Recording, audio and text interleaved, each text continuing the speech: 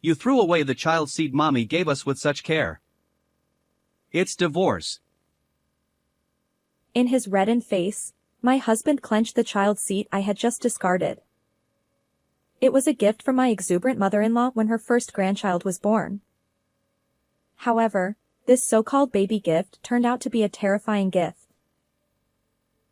Is this enough? I asked, holding up the child's seat and revealing something. The next moment, my husband turned pale and trembled. I, 28-year-old Amanda Jones, lived with my same-age husband, Tom. Drawn to his gentle and calm demeanor, we married. We rarely argued and enjoyed blissful days together. To our delight, after 3 years of marriage, a new family member finally grew inside my belly. I can't wait to meet this child. As he caressed my expanding belly, his cheeks flushed with joy. I was confident that with him, we could build our ideal family. Yet, I had one worry about our married life. Tonight's dinner looks delicious. Did you fillet this fish? Thank you. But it was already pre-cut. Buying a whole fish and processing it is quite challenging. Huh? But mommy used to fillet the fish my late dad caught. She said it's fresher and tastier that way. One evening, as Tom commented on the meal laid out on the table, I raised an eyebrow. My concern was Tom's mindset. Although he had no other flaws I noticed before we got married, he turned out to be a classic mama's boy. He'd often bring up his mother, saying her cooking had more substance or their home was tidier. I was initially surprised. I felt it was inappropriate to compare me to his mother, so I would gently remind him each time. I'm not your mom, it's rude to compare. Yet, even after 3 years, he didn't fully grasp why this behavior was problematic. It seemed he genuinely didn't understand what was wrong. Sorry. I just remembered the past. He must have sensed the shift in the atmosphere. As Tom hurriedly apologized and began eating, I sighed softly. Compared to when we first got married, my husband has improved somewhat, but he still makes these kinds of remarks unexpectedly. To make matters worse, my mother-in-law adores her precious son. And she doesn't seem to care for me, the one who stole Tom from her. Hello. Amanda. I received something nice. So I'll give it to you. One day, my mother-in-law Sylvia suddenly visited our home and handed me a well-packaged box of lobster.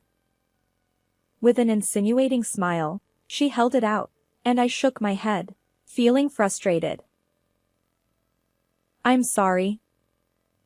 I've mentioned this before, but I can't eat lobster. Oh. But I brought it all this way. You don't have to refuse. How rude. Amanda has a shellfish allergy. Mommy, you're still forgetful. Unaware of Sylvia's feigned sadness, my husband patted her shoulder with a smile. Then Sylvia looked back at him, in high spirits. Is that so? Oh dear. Amanda. I apologize. Shall we enjoy this together, Tom and Mommy? Despite her cheerful tone, Sylvia shot me a wicked grin. Before this incident, she'd intentionally brought me crabs I couldn't eat or criticized my lacework, claiming it lacked taste. She'd been subtly harassing me since the beginning of our marriage. And because she did it behind my husband's back, even when I tried to explain to Tom, he defended her. Honestly, Mommy doesn't mean any harm. I sighed yet again, watching Sylvia and Tom chat happily. Fortunately, we lived a bit apart, so her visits were rare, and I could still tolerate it. However, everything changed after I gave birth. Oh my. Such an adorable child. Looks just like Tom. A few days after delivering a healthy baby boy, Sylvia visited the hospital with a sparkling expression. Clearly, the existence of her first grandchild thrilled her. Despite never offering me a word of sympathy, she visited the hospital daily, bubbling with excitement. I want to choose a name for this child. I've come up with several options. As she pulled out a notebook and began enthusiastically discussing names, I felt thoroughly exasperated. Meanwhile, my husband, naturally, welcomed her with joy rather than caution. Thanks to this, even after leaving the hospital, she continued visiting our home almost every day, eager to see her grandchild's face. Liam. You know. There must have been a better name. But we put a lot of effort into choosing a name. Sigh. Well, at least the fact that this child doesn't resemble you is a relief. It seemed she was dissatisfied that her suggested name hadn't been accepted. No matter how much I explained that Tom and I had already decided beforehand, she remained unconvinced and grew to dislike me even more. She'd say hurtful things behind my husband's back, like, "You'll never be a good mother," or, "This child is unfortunate being with you." It was exhausting. With the added stress of first-time parenting, enduring this daily became unbearable. And despite my struggles, Tom would happily share stories about his mother, which only fueled my frustration. Building a happy family like this is impossible, I thought. Determined to find a solution, I decided to take action. But just then, a decisive event unfolded. It was a weekday afternoon, and I was at home with Liam when my mother-in-law, Sylvia, paid her usual visit. She handed me a large box, which, from the photo on it, appeared to be a child's seat. This is a belated baby gift for Liam. Please use it. We wouldn't want anything to happen to dear Liam, would we? Well, I have some errands to run today, so I'll take my leave here. Uncharacteristically, she promptly left after I accepted the gift. While I appreciated the gesture, past experiences left me suspicious. Could she be up to something? As I examined the box more closely, I noticed unmistakable signs of prior opening. Wait. This has been opened once. With the growing conviction that something was amiss, I carefully opened the box and retrieved the child's seat. At first glance, it appeared unremarkable, but I decided to double-check by unzipping the cover. What I saw left me utterly shocked, and I couldn't help but cry out, "What on earth is this?" Without hesitation, I scooped up Liam and headed for the garbage disposal area. My purpose was clear: to discard this child's seat. Now I can finally breathe, I thought as I left the box at the trash site. But just as I was about to contact Tom to explain the situation, my phone in hand, he burst onto the scene. Hey! What are you doing? Mommy gave us that child seat. Startled, I turned to see my husband rushing toward me. Apparently, he'd finished work early and caught me in the act. He continued, bewildered. I received an email from Mommy saying it was a baby gift. His gaze shifted between the child's seat and me, as if unable to believe what he was witnessing. I'm sure in his eyes, I appeared to be a terrible wife who discarded the baby gift we had just received. My husband's face turned bright red, and after a few seconds of silence, he finally shouted. You threw away the child seat Mommy gave us. It's divorce. I stared at him, then retrieved the child's seat from the box. Is this enough? I asked, forcefully opening the cover to reveal its contents.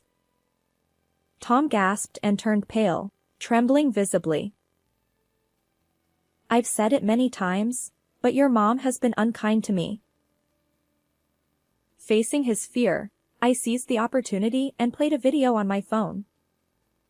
It showcased Sylvia's various acts of harassment, things Tom was unaware of.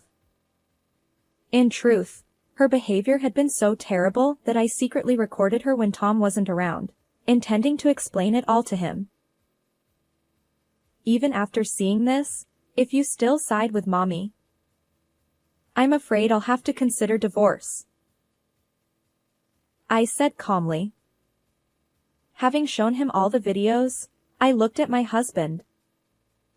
I'd been patient, but I had my limits. And now, for Liam's sake, I didn't want my mother-in-law anywhere near our home anymore. I'm sorry. At that moment, Tom, who had frozen, apologized to me. When I looked at him, I could see regret etched on his face. I can't believe she did something like this. No matter that she is my mom, some things are unforgivable. I truly apologize for everything. Clenching his fists, he apologized to me again, and I gently sighed with relief. As long as you understand, I'll never forgive Sylvia for what she did. With Tom finally awakened, we resolved to take action against my mother-in-law. The next day, we entrusted Liam to my parents and headed to my in-laws' house. Tom entered the living room, carrying a large box in both hands, and his slightly more dignified expression put me at ease. I had wondered how things would turn out, but despite his strong attachment to his mother, he chose to stand by my side. There was nothing more reassuring. Sylvia greeted us. Welcome. It's unusual for you to have an errand suddenly. Tom chimed in. Yeah. We wanted to thank you for the child seat. Remember how you wanted a new vacuum cleaner recently? Sylvia's eyes widened in surprise. Really? You got it for me? How wonderful. As she eagerly tore open the wrapping paper, Tom and I exchanged glances. We visited my in-laws' house with a clear purpose: to deliver retribution. After all, given the way my mother-in-law had treated us, there was no way we would give her a gift. As soon as she opened the box, her scream echoed through the living room. And no wonder. It wasn't a vacuum cleaner inside. It was the child seat she had given us the day before, covered in a multitude of maggots. What kind of sick joke is this? She exclaimed. I confronted her as she frantically closed the box. Of course, neither my husband nor I had orchestrated this. When I checked the gift, the maggots were already swarming beneath the cover. In other words, these maggots were her intended gift to us. We initially considered discarding it, but then we thought we'd replace the box and return it to you with the zipper open. How does that feel? My mother-in-law exclaimed, her voice shrill. But she had the audacity to plead innocence, shaking her head. Her gaze shifted toward Tom, seeking his help. However, Tom was no longer the son she remembered. He had changed. Such excuses won't work, he said quietly, staring her down. Clearly caught off guard, she opened her mouth in shock. Taking a deep breath, Tom continued. I visited the fishing supply store where Dad used to go. The manager confirmed that you had purchased a large quantity of maggots. Perhaps she never expected her beloved son to turn against her. Wide-eyed, she seemed on the verge of saying something, but Tom's stern expression silenced her. And, as if to drive the point home, Tom glared down at her. Tell the truth, he demanded. Stiffening, my mother-in-law eventually slumped, defeated. But Liam is so adorable. She stammered.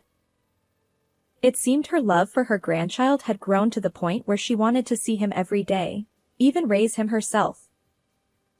So, without my noticing, she decided to send us a child seat infested with maggots. Even so, why would you endanger Liam like that? What if he got seriously ill? I retorted. Before using the child seat, when the maggots multiplied inside, I planned to pretend I discovered it. According to her, my management was sloppy, and she couldn't entrust me with this responsibility. She even intended to use this as a reason to take custody of my son. Unbelievably, she intended to steal Liam away from me by sabotaging the child seat. Unbelievable. How could such a plan ever work? I shuddered at my self-centered mother-in-law's thoughts. It seemed she was willing to endanger her grandchild if it meant getting her way. I had no intention of dealing with such a dangerous person, and certainly, Liam would not be meeting her. Enough. I don't want to see your face anymore. Don't ever come near our family again. Unable to bear it any longer, I stood up, and she stared at me, wide-eyed. You mean you won't let me see my grandchild?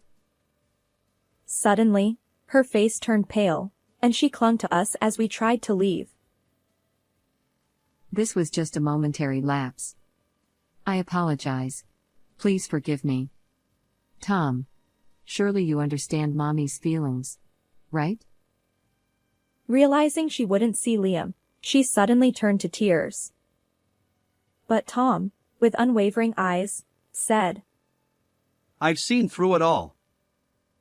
Your harassment of Amanda was terrible. Now, what matters is our child and my wife. He had changed, and he brushed her aside. This is absurd. You're abandoning me? She wailed, trying to cling to me. I pushed her away too. You brought this upon yourself. Reflect on your actions. Without looking back at her, Tom and I left her house. Since then, Tom hasn't uttered the word mommy. It seems he has completely cut ties with his mother, even deleting her contact information. I'm sorry I didn't notice before. From now on, I'll definitely make both of you happy. He apologized sincerely, acknowledging that he hadn't noticed her behavior before. Tom now actively helps with household chores and parenting, determined to make us happy. Meanwhile, my mother-in-law couldn't let go. She continued visiting our home, pounding on the door and shouting. Let me see my grandchild. But Tom didn't hesitate.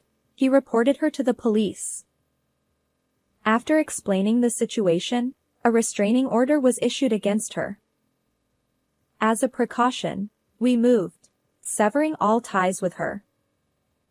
Tom, who has grown even more dear to me, and our adorable Liam, we're determined to build happiness together. How did you find this story? Don't forget to subscribe to our channel. Until next time.